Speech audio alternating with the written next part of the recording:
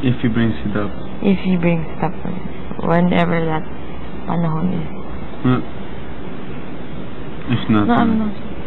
If not, baka po ano nang gawin sa akin. Basta!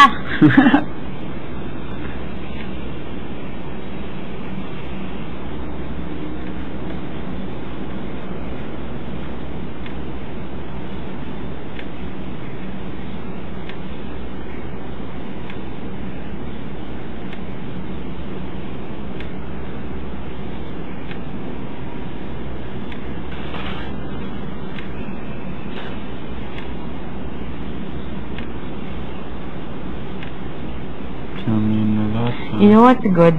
What? Yesterday, di ba sabi ko, iba yung gising ko? What's that? Yeah, you know what's good? You know why it's good? Because I know na, yes, people can say, you guys keep telling me that I've changed a lot, and maybe there really was a transformation that happened to me inside this house. But the thing about yesterday is, parang ako may vengeance. Not revenge. Vengeance as in sa sarili ko na parang I'm super driven to correct my mistake or like to make the most out of everything. Alam mo yun? And what's good about it is I know na yesterday compared to the 115 days, the other 115 days, yesterday parang I know that it's not my mom, it's not my sister, it's not the house, it's not kuya, it's not you guys. It's me. Alam mo yun? It's not imposed or it's not because I'm motivated by external things or people. Oh, that's nice. I mean, something I just felt. Maganda yun talaga.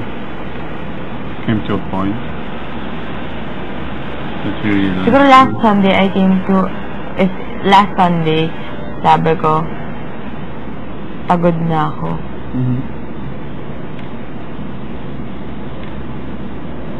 Yesterday naman sinabi ko, pagod na akong mapagod. Yeah. But that's nice. What? You're realizing certain stuff. Yeah. Which is positive, in a negative matter. Maganda talaga. Up to now, I mean, now. Still realizing something and still learning something. Ganda. It's exciting for me. Now I look, parang if I leave today, I'm, syempre ayoko pa, diba? But I'm excited to be a different person outside. Parang wow. Parang I look forward to I know it's gonna be tough outside, pero I'm excited parang to see the real me outside, the new me, the real me. Ano mo yun? Yeah. You know what I mean? Yeah. How you're facing certain. Know what I mean? Know what I mean? Ikaw yun. Oh. What are you saying?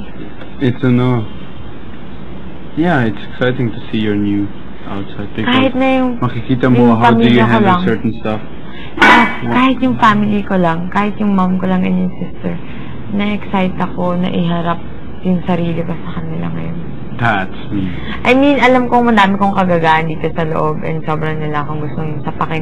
Pero, alam mo yun, when it comes to my character, medyo na-excite ako. Parang,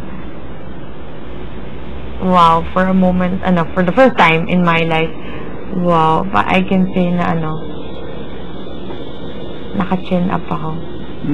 Chin up, hindi nagmamibang ah. Yeah, I know. Chin up na strong. Yeah. Maganda. That's nice. Ano yun? Parang excited ako ipakita sa nanay ko. Ito na, bago. Bagong diyan. I've never felt like this in my life until now. No, not smoking anymore. Ano? No, kanina, when you were sitting in the living room, bigla na naman bumalik yung crave. Parang super nawala sa isip ko na huminto. Alam mo yun? Na huminto. Nga pala, huminto ako ng 3 buwan. Or almost 4. Almost 4. Yeah. Wow, almost 4 months nakatangkalala. You will see outside, you will think about... Yeah, it's 21, right?